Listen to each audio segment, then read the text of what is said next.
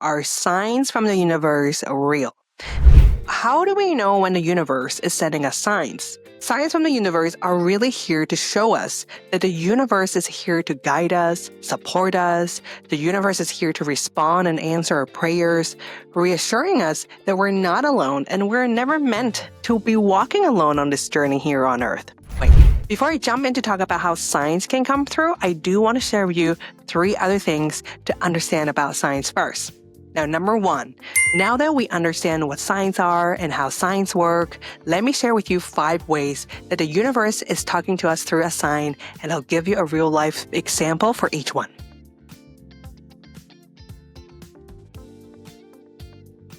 Welcome, my brave hearts and sensitive souls, to Embrace Your Sacred Nature podcast. I'm your host and soul guide, Tanya Ho. Today, I want to talk to you about something fun and exciting. Are signs from the universe real? So in my own experience, the answer is an absolute yes. Now, how do we know when the universe is sending us signs? First of all, I want to clarify when I say universe, I mean your entire spiritual support team. I will use the term universe throughout this episode in general, but it includes your spirit guides, power animals, guardian angels, past on loved ones, spiritual teachers, ascended masters, or any other god or goddesses that you believe in. Now, back in episode 4, when I talk about intuition, I said that our soul and the universe can communicate to us through our intuition. So as you become more in tune with your intuition, you will have a sense of inner knowing when you receive a sign. Signs can lead to synchronicities happening in your life. So Carl Jung, the very famous Swiss psychologist, he first defined the concept of synchronicity as meaningful coincidences that cannot be explained by cause and effect. So I believe that the synchronicity is how the universe is orchestrating people and events and things to help support us on this path. When synchronicities happen, you can feel that your attention is being drawn back into your inner world, and you can feel like there's this deeper meaning linking all these events, even though you may not be able to understand logically right away. Signs from the universe are really here to show us that the universe is here to guide us, support us. The universe is here to respond and answer our prayers, reassuring us that we're not alone and we're never meant to be walking alone on this journey here on Earth. The universe also sends us signs that reconfirm our intuition, our inner guidance, and gives us an extra sense of confidence to go ahead to act on our inner knowing. Before I jump in to talk about how signs can come through, I do want to share with you 3 other things to understand about signs first.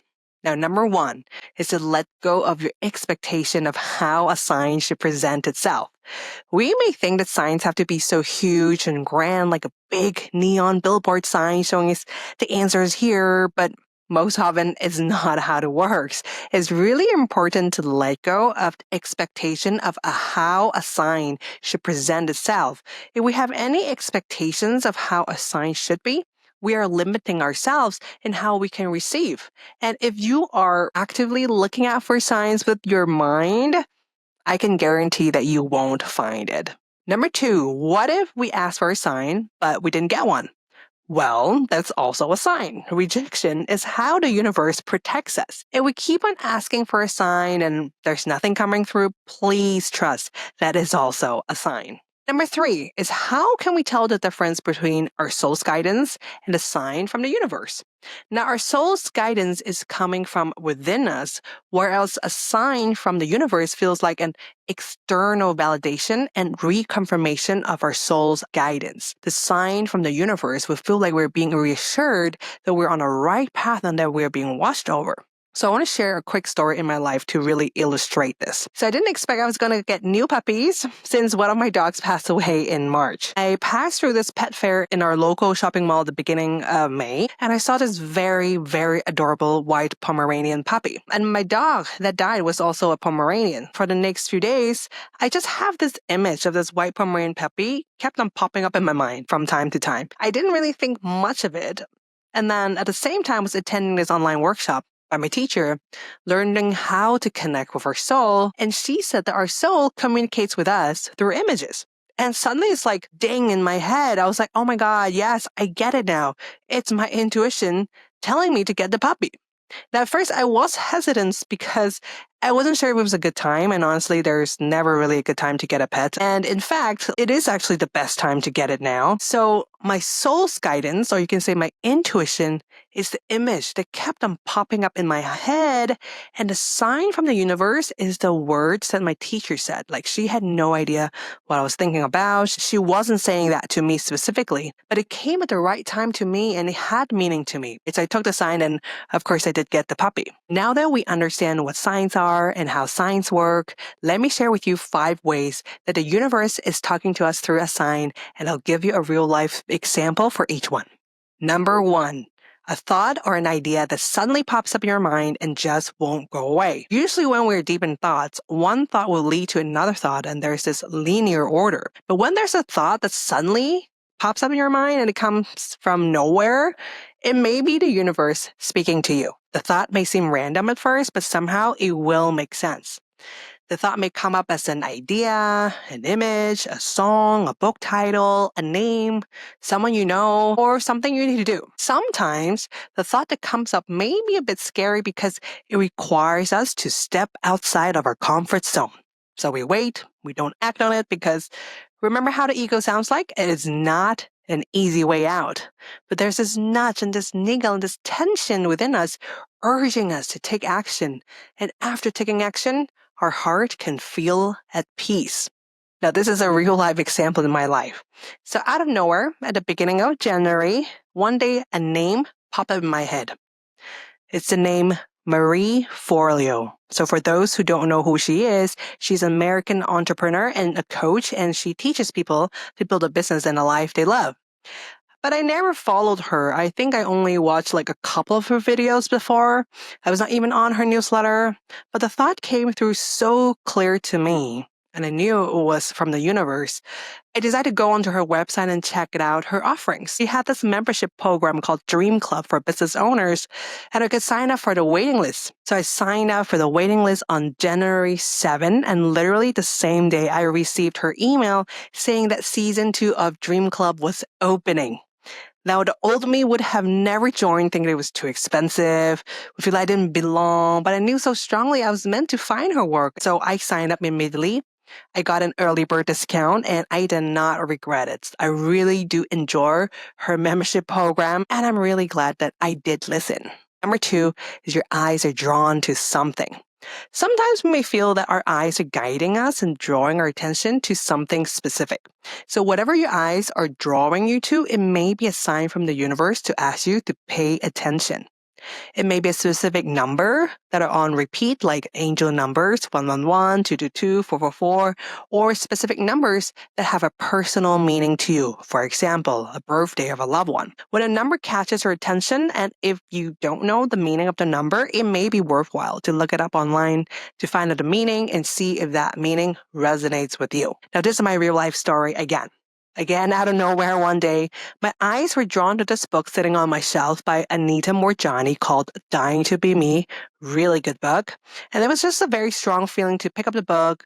I just flipped to a random chapter to read it. And I remember, how much I really do enjoy reading her book. So I got curious and went online to search for her website, only to find out that she just published a new book called Sensitive is the New Strong. And that topic was exactly what I needed to learn about at that time. I ordered the book immediately and I absolutely love the book. Now, till today, I always recommend this book to highly sensitive people to read.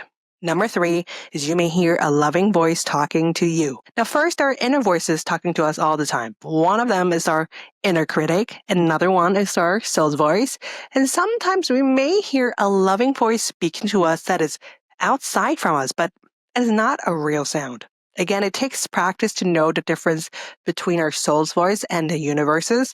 In my own experience, if it's my soul's voice, I can feel it coming from my heart center and the center of my chest. If I hear it as a loving voice speaking to me, like near my ears or from above me, then I would see it as from the universe. Now, I believe the universe voice is always loving and warm. Even if it may be some kind of warning sign, the universe's voice does not scare us or lock us into fear. The universe will never threaten or direct us to do anything to hurt ourselves or others. Now, this is a real-life example of a practice called auto-writing or free writing. It's a journal practice where you can just write whatever that comes up to your mind. Now, if you have heard of this famous book series called Conversations with God by Neil Donald Walsh, this is exactly how he wrote his books. He wrote down his question about life and he started to hear a voice speaking to him that was answering his question, and he believed that it was God's voice talking to him. He wrote down all the answers, became his books. And there is no way that he was answering his own questions with his own logical mind because he didn't have that knowledge. His books are so widely successful because they really resonate with people deeply. That's the frequency of truth that I talk about back in episode 4 on our intuition. It holds the frequency of truth. Number 4 are words or actions from people that ring a bell.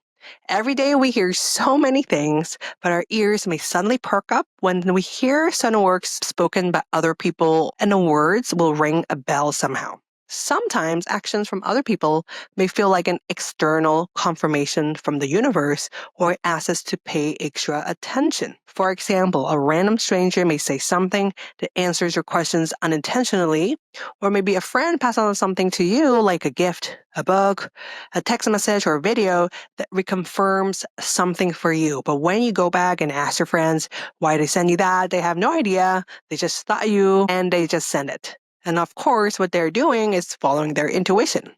So the real life story for me was this is exactly how our labyrinth at Museflower was created.